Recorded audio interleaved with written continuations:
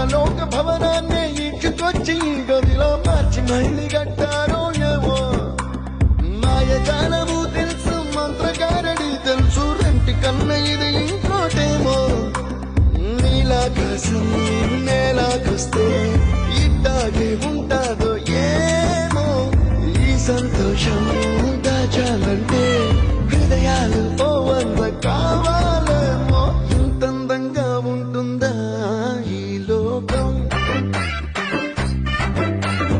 ఇన్నాళ్ళు ఈ మనసుకి తెలియాలేదే